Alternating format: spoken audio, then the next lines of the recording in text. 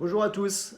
Alors sur mon chemin de vie, dans ce que je fais, j'ai vraiment une chance inouïe, c'est de rencontrer des belles personnes et des très belles personnes que, on va dire, qui à un moment de leur vie sont moins bien et ont essayé de trouver des solutions et se sont retrouvés souvent moins bien, voire cassés par rapport à, on va dire, leurs investigations dans des thérapies visant à les rendre mieux.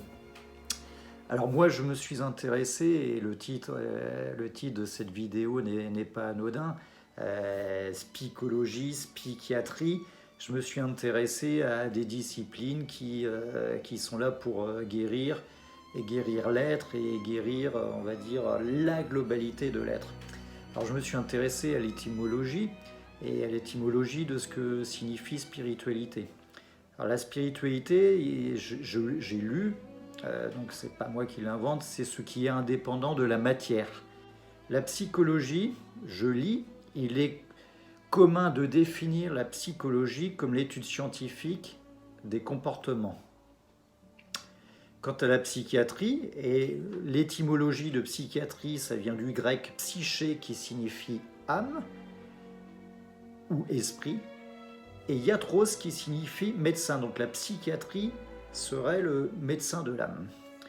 Alors moi, au travers de ces définitions, je me pose juste une question. Est-ce que l'étude scientifique des comportements, telle qu'elle est décrite la psychologie, est-ce que cette étude scientifique peut nous apporter des réponses à un mal-être? Quant à la psychiatrie, je me pose juste une question. Est-ce que un médecin de l'âme, et l'âme c'est immatériel, peut soigner, guérir l'âme au travers de solutions matérielles, la prise de substances, de comprimés, des traitements, et là on est vraiment dans la matière puisque ça agit sur notre organisme. Alors là, franchement, je mets chacun libre de son jugement. Moi, je suis juste dans le questionnement et j'ai envie de créer une nouvelle discipline qui va s'appeler la spicologie, la psychiatrie, et qui reste vraiment dans cette notion immatérielle, dans cette notion de guérison de l'âme. Et la guérison de l'âme, je voudrais juste rappeler à chacun que la guérison de l'âme, elle n'est pas sortie de ce corps, l'âme n'est pas sortie de notre corps matériel, de notre corps incarné. L'âme, elle est à l'intérieur de nous, c'est notre étincelle divine, c'est notre moi divin.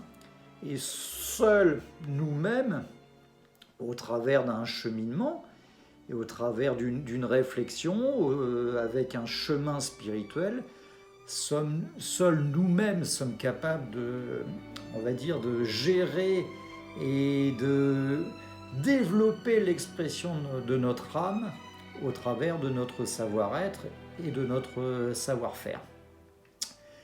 Alors, le printemps, c'est la saison du jardinage. On va reprendre le jardinage. Alors moi, le jardin potager, au printemps, il est plein de mauvaises herbes. Ouais. Donc ces mauvaises herbes, il va falloir non pas se poser la question d'où elles viennent, les mauvaises herbes, il faut juste simplement les arracher. Voilà. Donc les mauvaises herbes, est-ce que je vais me poser la question, est-ce que ce sont les oiseaux, est-ce que c'est le vent, est-ce qu'elles sont apparues remontées du sol, etc. Tout ça ne va pas me permettre de produire davantage de légumes et d'avoir un joli jardin qui va me nourrir de façon saine, équilibrée.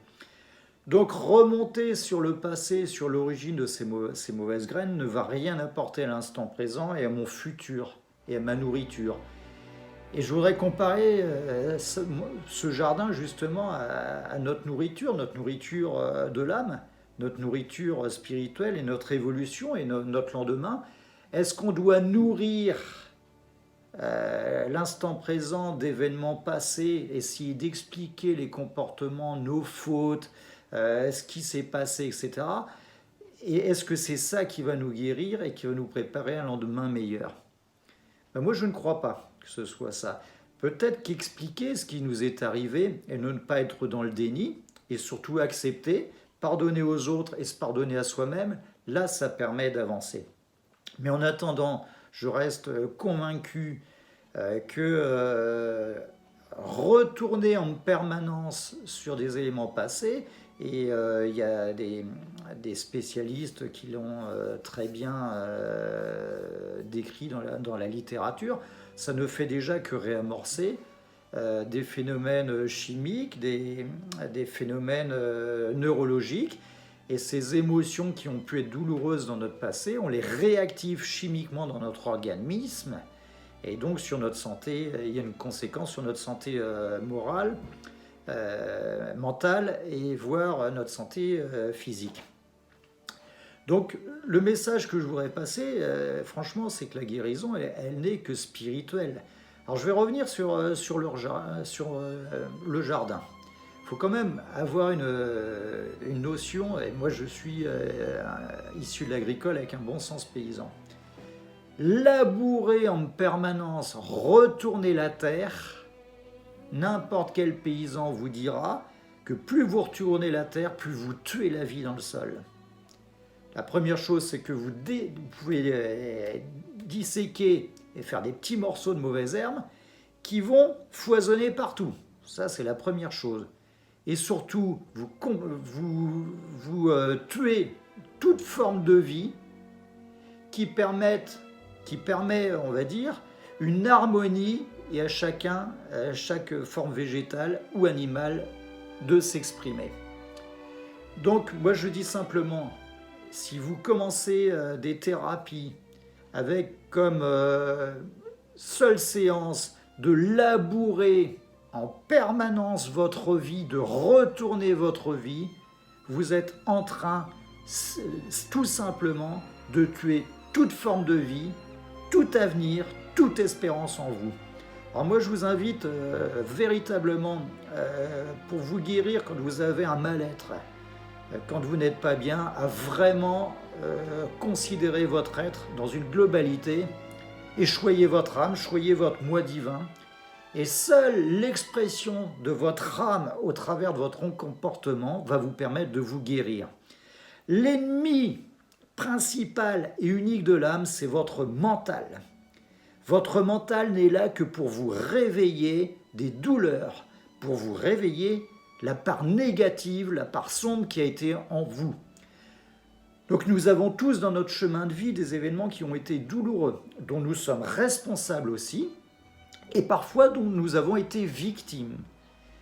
Ces événements de vie, il faut les accepter, il faut les pardonner, et il faut que chacun, avec son intuition et justement en se retrouvant avec son moi divin, trouve le chemin spirituel pour voir, on va dire, l'instant présent avec les yeux de l'amour, avec amour, avec gratitude, et s'ouvrir un chemin vers l'avenir qui sera le meilleur.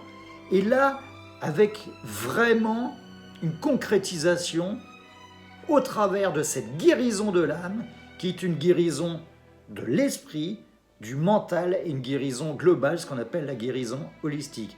Alors je vous invite à réfléchir vraiment là-dessus, entre la matière, le spirituel, la démarche de guérison, et ce que vous voulez vraiment.